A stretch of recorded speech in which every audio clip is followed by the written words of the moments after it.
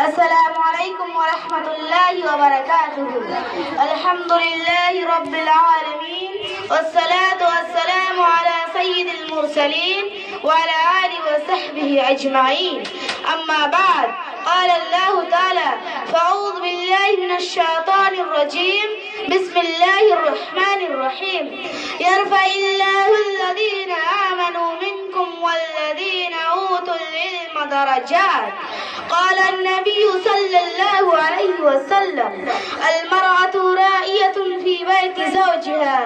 جناب صدر، حکام صاحبان، مشفق اساتذہ اکرام اور محلہ کے بزرگان دین اور میری عزیز بہنوں، آج کے اس سالانہ بزم سعید میں میرا موضوع ہے خواتین اسلام اور ان کی ذمہ داریاں.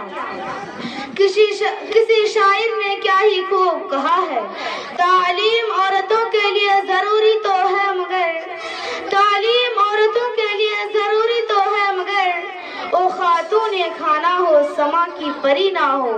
میری اسلامی بہنوں، خواتین کا اسلام میں بہت بڑا مقام ہے، اسی لیے تو مذہب اسلام نے ان کو ذمہ دار بنایا ہے. ورنہ دور جاہلیت کا سرسری جائزہ لے تو پتہ چلے گا کہ جاہلیت میں عورتوں کی اوقات نہیں تھی، بلکہ عورتوں کو جاہلیت میں ایک سامان کی طرح سمجھا جاتا تھا. چنانچہ انہیں بازاروں میں خریدا اور بیچا جاتا تھا، بغیر حق مہر کے عورتوں سے شادی کی جاتی تھی اور والدین اور شوہر کی وراثت سے مکمل محروم کر دیا جاتا تھا. شوہر بیوی پر بے تحاشا مظالم ڈھاتا تھا. عورت اپنی وجود کو باعث نحوست سمجھا جاتا تھا. بسا اوقات عورت اپنا وجود کھو بیٹھتی تھی، اس کی زندگی بالکل اجیرن بنی ہوئی تھی. بچیوں کی پیدائش کو شرم و عار سمجھا جاتا تھا. ایک باپ جب تک اپنی معصوم بیٹی کو زندہ درگور نہیں کر دیتا تھا، تب تک تو ان کے آنکھ میں چین و سکون کی نیند ہی نہیں آتی تھی. جب اسلام آیا تو اس نے عورتوں کو بلند مقام عطا کیا، عورتوں کو گھر کے ملکہ رانی کا درجہ دیا، اپنے شوہر کے مال کا محافظ بنایا، بچوں کی تربیت کا ذمہ دار بنایا، اسے حق مہر اور حق وراثت سے مالا مال فرمایا. مزید ایک کہ اسلام نے مردوں کو عورتوں کے ساتھ حسن سلوک کا پابند بھی بنا دیا، ان کے ساتھ خیر و سلامتی، عزت و بھلائی کی تاکید فرمائی. اسی کی وضاحت کرتے ہوئے اللہ رب العالمین نے ارشاد فرمایا وَعَاشِرُوهُنَّ بِالْمَعْرُوفِ.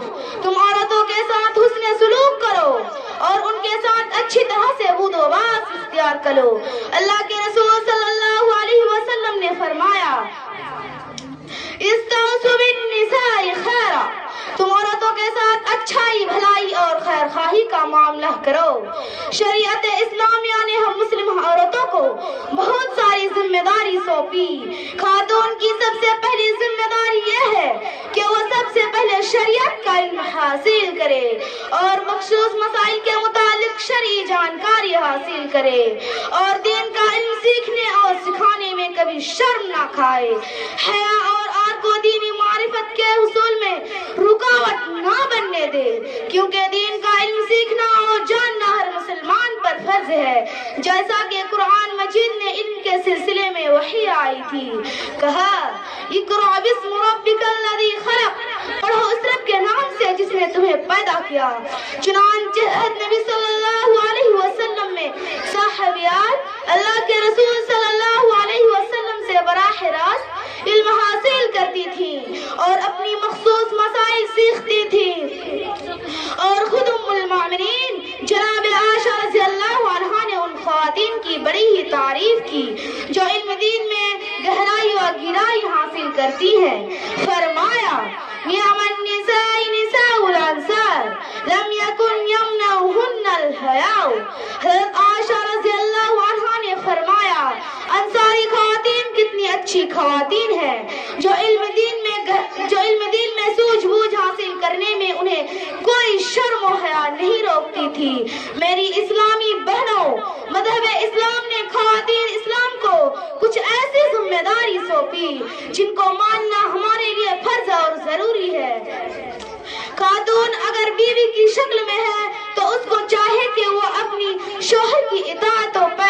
کرے. خاتون اگر ماں کی شکل میں ہے تو اس کو چاہے کہ وہ اپنے بال بچوں کی صحیح تربیت کرے، کیونکہ اس کی تربیت کرنا آپ کی ذمہ داری میں ہے کہ ہمارا بچہ اچھا دیندار، با ادب، با اخلاق ہو. ایسی ذمہ داری ایک ماں کی ہوتی ہے، جیسا کہ اللہ کے رسول صلی اللہ علیہ وسلم نے ارشاد فرمایا: الا فکلکم راع وکلکم مسئول عن رعیتہ.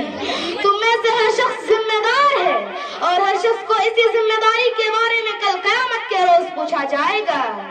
اور ان ذمہ داریوں میں سے ایک بڑی ذمہ داری یہ بھی ہے کہ اولاد اگر بیٹی کی صورت میں ہے تو ماں کی ذمہ داری مزید بڑھ جاتی ہے کہ وہ اپنے اولاد کو شروع ہی سے پردے کا تعلیم دے، مکمل لباس پہننے کی تاکید کرے اور انہیں شروع ہی سے شرم و حیا اور عزت کا سبق سکھائے. اور ان ذمہ داریوں میں سے ایک بھی ذمہ داری ہے کہ اگر وہ بہن کی صورت میں ہے تو اپنے والدین اور بھائیوں کے ماتحت رہنا قبول کرے. اگر بہو کی شکل میں ہے تو اس کو چاہے کہ وہ اپنے ساس سسر کے ساتھ حسن سلوک کرے اور ان کے ساتھ حسن سلوک کرے، اور کیونکہ ان کو زمانہ جاہلیت سے نکال کر اسلام جیسی لازوال نعمت سے سرفراز کیا.